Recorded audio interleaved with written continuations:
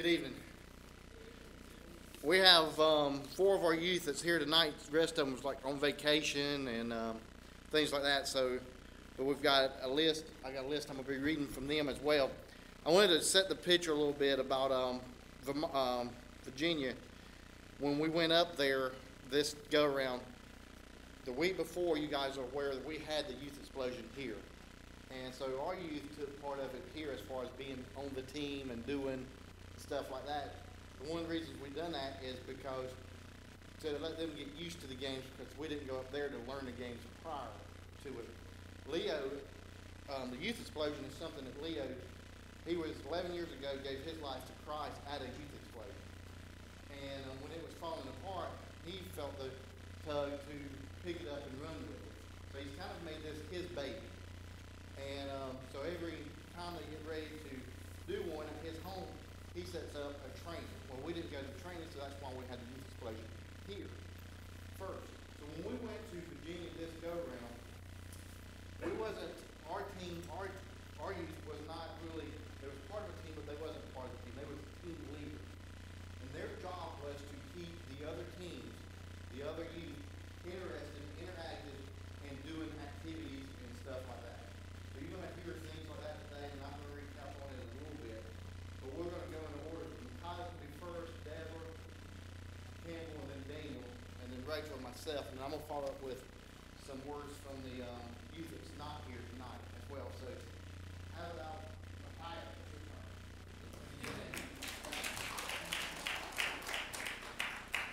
Hi, I'm Micaiah. Just in case.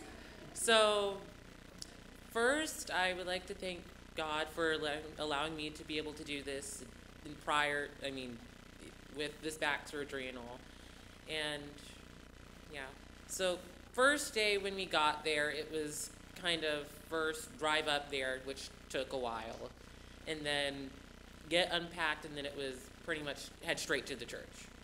So when we got there, it was pretty early. I'd say about 2-ish, and we worked a little bit. We had to do some tying here and there, and then people started to come in, and I started trying to greet them. They were open, which I find very nice, and I mean, because I'm not used to having people kind of step away and just look at me kind of in odd when I go up to them and say hi, because that's what I like to do. I like to be open and show people that God's love. So I was welcomed by the people, and they were pretty nice. I knew a lot of people, met some people. And one of the things that stuck out for me the first day was this, was what they were raising funds for. So every year they usually raise funds for something. Like last year it was for Prince of Peace, which was technically an orphanage for girls who were being abused by their parents. This year they were supporting a group called Freedom 424, which is some sort of organization which helps people in human trafficking and purchases their freedom for 24 hours, hence 24. So it was really shocking to know that that slavery, which is human trafficking, is more prevalent than any other time in history, especially in America. And usually they said it's not that obvious. You probably wouldn't see people going out with whips, whipping people, but it's still prevalent. And on Saturday they gave us a little chat about it. It was really informational, and I really enjoyed that. There was this one girl that was, I want to say, kind of shy, but when she came out, it seemed like she had a lot of anger coming out. I felt myself sometimes getting a little angry with her, but I was praying to God that I would hold my peace and He would help me stay calm, and I'm glad He did. And she opened up, the second night she was a little more friendly, seemed nice. She warned us she was a mean person. but it's all right. I warned her I was weird. So, so when she said I was weird, I was like, that's not normal. That's all right. I told you. Okay. So, and then Saturday, I just saw her interact with another girl, and she was nice around her, and I was like, that's great. I just was happy. And another big wow moment, I know she's not here, but Catherine's testimony. When I heard her testimony, which was the first time I heard her testimony, it sounded a lot like a friend I knew in Virginia. I'm not going to give her a name, but let's just say she had pretty much the same beginning, only I knew her dad, well, sort of. I met her dad once. And she was in a physically abusive home, so she lives with her great aunt in Virginia, so that's where we know her.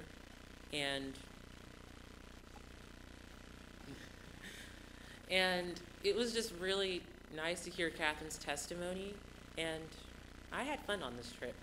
I've been on a tower that was really tall, walked up 15 flights at least.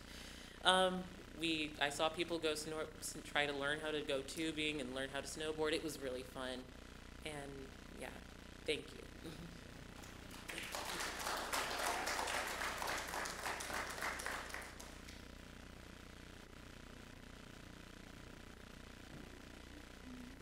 Good evening. There we go. First, I want to thank all of you for your support, literally, financially, and spiritually. Our mission trip to Lynchburg was a weekend I will not forget. Sure, we took a walk around Liberty University, and yeah, I went tubing for the first time, but all of that fades to black compared to the Youth Explosion. All the excitement and games that Youth Explosion entailed unveiled before my eyes. We were stumped with the puzzles they threw at us and played hard during the games and made some friends along the way. But Youth Explosion isn't all fun and games. I watched God work in us. Starting with me, during Mr. Dutel's sermons, I felt the Bible come to life. And I began to examine my own life and decided to make some changes. God wasn't done with us, not yet.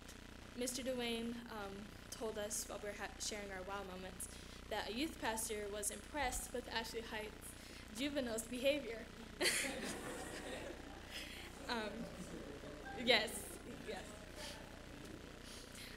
And that we were a great example of God's love and show unity in our youth group.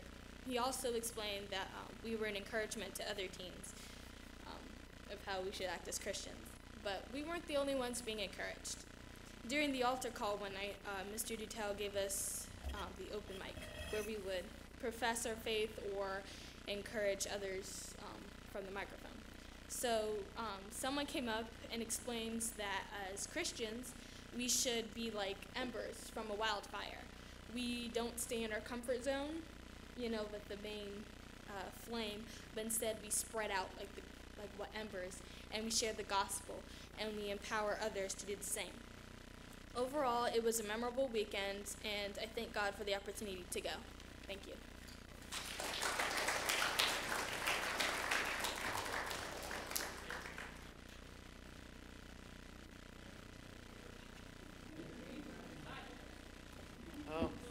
First, I just want to thank y'all for helping us get to Virginia and back, all the stuff y'all have done for us.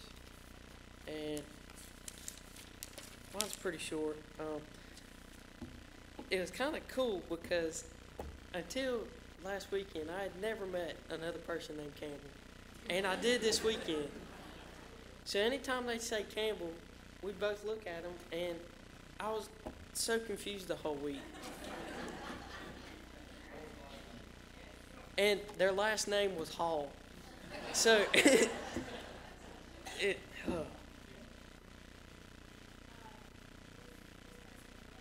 it was a girl.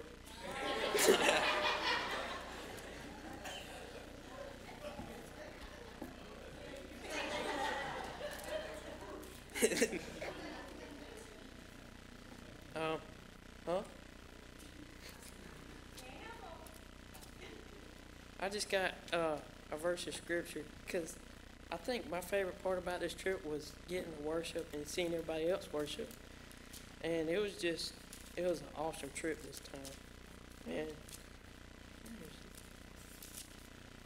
this is from John 9.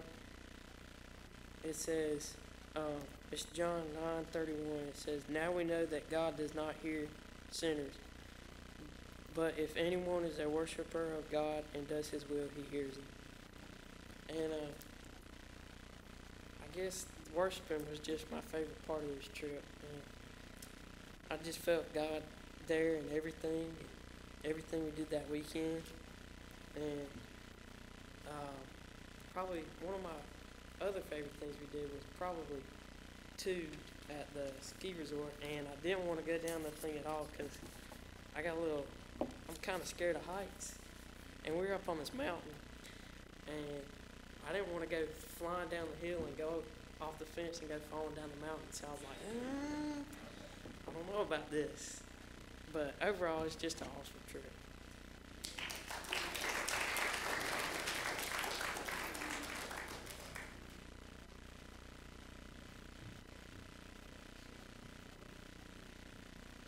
So first, I'd like to read a verse that I read almost every time I was down there. It's Joshua 1:9. "Haven't I commanded you, be strong in courage?" And I circled the word courage because I had a lot of courage this weekend. Cause I was out of my comfort zone, ain't no lie about it. I blew a couple hips out, being stupid, but my team was rough. I couldn't get to them. And I decided to be stupid. We danced, threw my hip out. Yeah, what stays in Virginia stays in Virginia. Yeah. But then the team finally warmed up to me in J League. It was fun. Thank y'all for supporting us. We could not have done it without a good church to back us. It was successful because we had a lot of people come to Christ, planted a whole bunch of seeds. 10 got saved.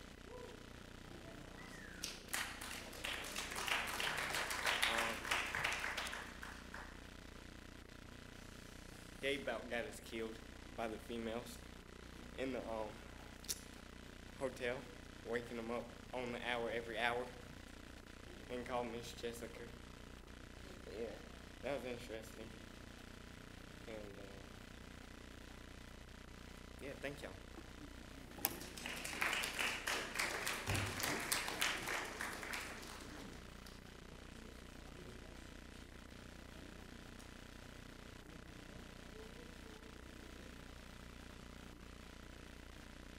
I'd just like to say, first of all, thank you for your prayers and support. Just like last year in Vermont, we were able to see our youth were able to see other youth that love the Lord and build friendships. Some things that stood out to me was we were sharing our wow moments, and I think somebody spoke about that. About Gabe was making it his priority to get to know a youth named Jaylia. And she was, I think it was already said she was shy and had a little angry. And then she was angry at some time, and she started to warm up to him as the days went by. And the last thing she said was, "Maybe I was wrong about you guys." Another thing that stood out was the last night Leo gave an invitation to the youth. He gave the stage to the youth and let them come up, if they were led, to let them know if they wanted to be committed to God. And from that point on, and all our youth came up and said, "Yeah, this is how I'm going to be committed to God. You know, this is what I'm going to do from this point on." And they talked a little bit about Freedom 424. That just got to me too. About the slave, you know, human trafficking and it costs $24 to free these girls for 24 hours. And I Googled it, how many human trafficking and slavery is 40.3 million people in the worldwide. And I don't know, we are so blessed today, you know. And I just can't wait to see what God has for us in the future, for our youth and us as a church. Thank you.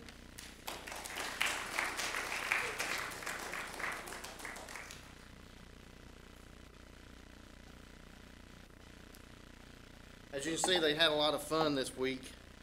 I think, Derek, I got a story I need to share with you later, so remind me. I just thought about when Micaiah was up here a while ago, but I wrote down some more deals on top of what I was going to say. I think one of the things each one of them come over was fear this past weekend. And it amazed me a little bit because I thought they already come over a lot of the fear. But as Campbell made a comment that he was scared to go up the mountain to ski down, and he wasn't the only one now. He wasn't the only one. And I remember going up that, he told me, oh, Dwayne, I like jerked the pad a little bit just to mess with him some. But, but then when they went to the college and went up the highest point that moment, and when they got up there, somebody was scared, and I can't remember who it was, made a comment. I think it was Vic. Made a comment how pretty it was when you was able to see it. So, and then watching them get out of the comfort zone, because again, they were going to another new area. Didn't know no kids, didn't know none of the youth really. And when you go to a new place, no matter how many times you do it, I reckon you still got that what if in you. And watching them overcome that what if, so it was awesome. Gabe sent a letter back and said, man, it was a wonderful experience to start over with new groups of people we had never met before. From new relationships as well as being able to gather and worship was so amazing. Our group worked well with others, break down barriers between our team and our youth. Thanks for supporting us, and the prayers was really felt.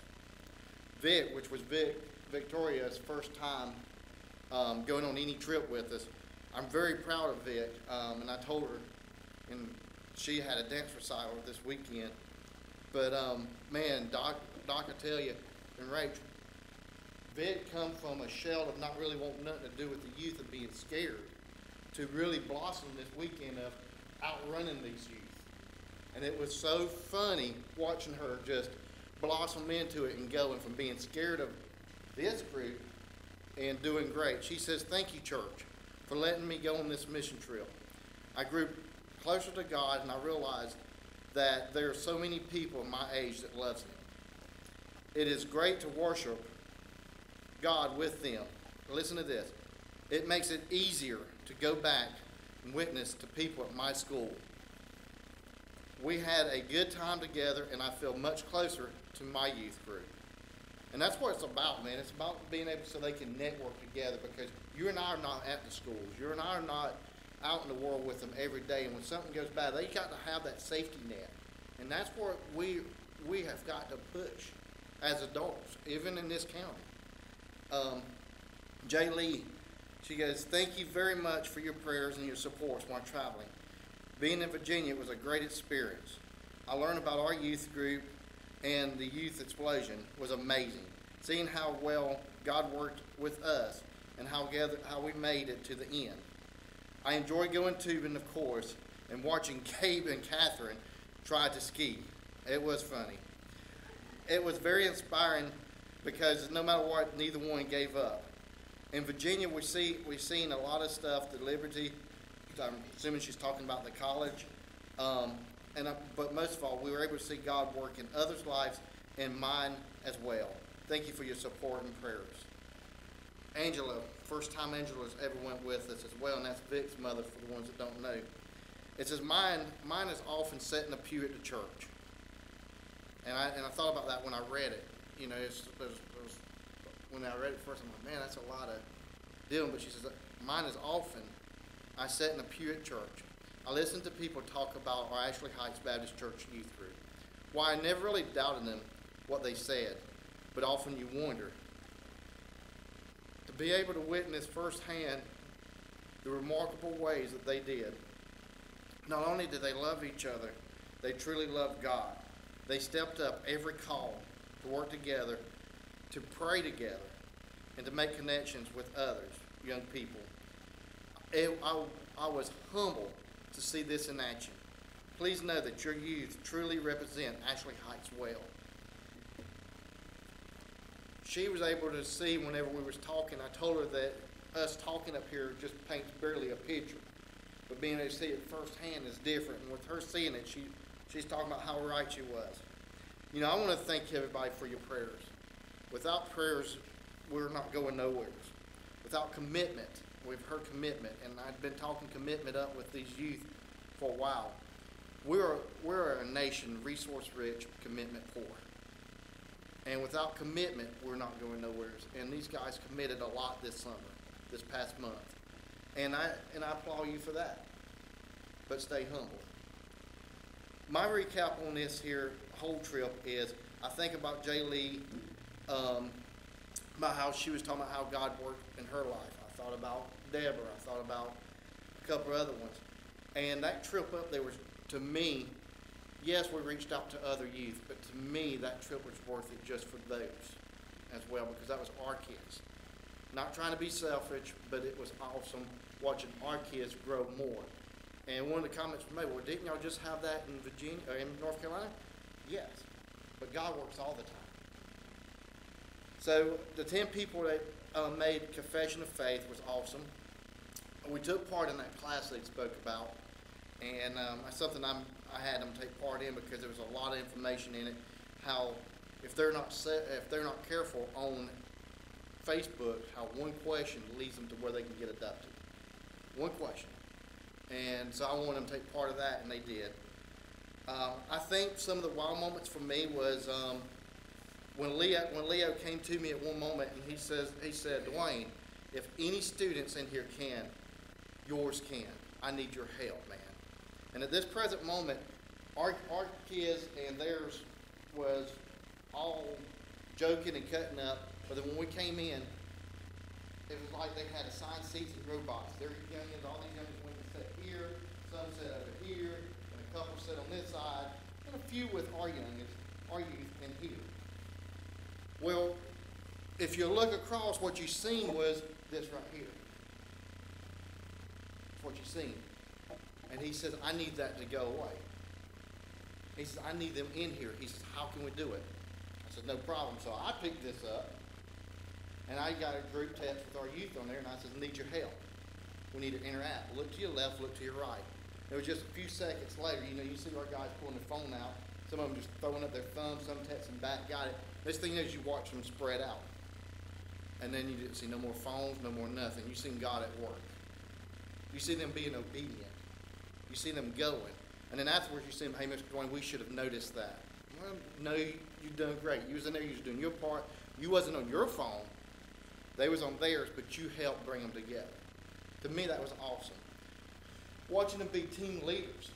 Watching them be team leaders. And sometimes they knew the answers to the puzzle, but they wasn't able to say it. And it was hard, and it wasn't not. You want to just go, man, put that letter there and you'll win, but you couldn't. You had to keep them involved. And watching them keep people involved was a wow moment. I think another thing that's a wow moment is hearing how many people knew about us before we really got there. Us being talked up. And it's like I told them, it's all about God. We want to stay humble to Him. We're committed to Him. But my biggest takeaway for me was, and I had to kind of check myself it wasn't the first night, it was Friday night actually. I mean, y'all know I'm crazy. I love getting involved with these kids, and I'll pull my flip-flops off and play the games along with them or do whatever I need to interact with them. And that's what I feel led to do. The church we was at, the youth director, pastor, man, he was sour from the time we got there at first. And he come up to me, and it kind of caught me and Leo kind of together because we was talking about something. and he interrupted our conversation. He goes, "Hey, I just want you to know, I don't know who you are, but you're doing it all wrong." And I thought at first he was talking to Leo, because I'm like, because Leo's been mostly in front, and I kind of looked at Leo, and he said, I'm talking to you. I said, "Me?" He said, "Yeah." I said, "Okay, what am I doing wrong?" He says, "Aren't you supposed to be a leader here?" And I was going, "Yeah." I said, and I was trying to make a joke, and I was like, "Yeah, I know I'm their same height, but yeah, unfortunately, I'm their leader." And he didn't even smile, and I'm thinking to myself, "Yeah, I'm about to get killed right now." And I go, "What's the matter?" I said, "What?" I said, "I've done something to rub you wrong. What did I do?" He said, "I don't like the way you're out there having fun with them kids. You need to step back." I said, "Why?" He says, "Because you can't correct them." I said, "Oh, I can." And he looked at Leo. He says, "You need to." Leo said, No. This is his ministry. He does keep his youngins in line. I don't have to, though. There's a thing, because they're bonded. There's a bonding. And I told him, I said, if you would get off more of the world and get more into the Bible and have fun with these kids, it'll be different for you and for your ministry. I said, because we can't be strict like this. And we had a long, good conversation. The next day, we got there, and I was honest. I didn't say this to none of the kids. I don't even think I told you. The next day, I was dreading going because of this one guy. When I got there, what did he do? He was out playing the games. And one of his youth guys goes, "Man, I can't believe you're out here playing with us." He says, "Come on," and he was having fun. To me, that was an opening for me, because I went from, I thought this giant was going to kill me, to, talking. But I say this to I'm bringing a point out here, is each one of us is different in our ministry. God made us each one different. And what we got to do, we got to recognize that. And that's a strength that he gives us, to be able to use and do his work. And that's what I tell these guys when we go out and do stuff, is I look at it, especially I don't think Deborah can do it. Deborah can turn about 400 flips in like 2 seconds. and to get someone to listen up with one day, I said, "Hey, Deborah, throw some flips." And I'm like, "Flip?" I'm like, "Yeah." And she started flipping, and thinking they were laughing and cutting. But she used her flipping to be able to bring people in. Micaiah can talk to the wall, and the wall don't talk back, he's going to talk. He meets no strangers. Campbell.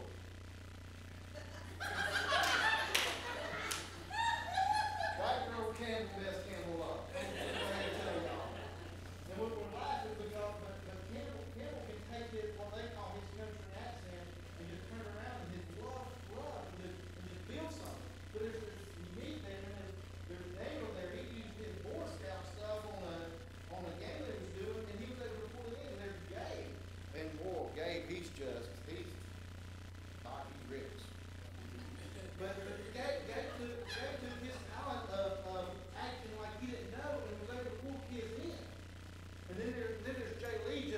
She acts dense, but she's not. And she took her denseness and brought people in. And then there was Nevaeh, and Nevaeh took her shyness and was able to pull somebody in. Every one of them used their talent that week. Every one of them used it. And didn't look back. How many times did we look back on our time? They set the stage and the bar for us. I was getting off on something there, wasn't I? I'm sorry. I try to teach them that we're not perfect. Our youth group's not perfect. We make mistakes. We do. We don't want to hold them up on a pedestal, because we want to give God credit. I want them to be humble, but I do want to pat them on the back. It's awesome to hear good stuff about it. People's away. But we want them to remain what? Humble. That's what it's about. I do wild moments every time. For you guys heard it. Kevin knows it. Doc, whoever's went with me. Wild moments to me is important. Wild moments to me is important. And it's not, I don't want you to pull something out of the air and go, I want it to mean something. If I don't think it means something, I'll come back to you, will I not? Because a wild moment is when you take, and every day you should have a wild moment. Every day. Tomorrow, you should get home tomorrow, you should say, what is my wild moment for the day? Wild moment. My wild moment was that they used their talent that God gave them, that's unique, to be able to work for Him. One of the questions I like to ask everybody whenever we work with missionaries is how can we pray for you? Well, I'm going to tell you something, because we got 7, actually, Makai's the only one. We have 7 of our youth going to Guatemala. My deal is, I think we should pray for them to stay humble, for them to stay with strength. And I don't mean physically, I mean spiritually. Knowledge and wisdom. Pray for protection. And also, I'm saying this to you guys. I encourage you to ask them, is how can I pray for you? Because if they're doing this good of a work for God, guess who's coming after them? It's not a recruiter. It's the devil. And he's going to work for them. And it's so easy with social media and everything else out there to get them. So they need our prayers. They need our encouragement. They need everything that we can offer them in that. That's all I got.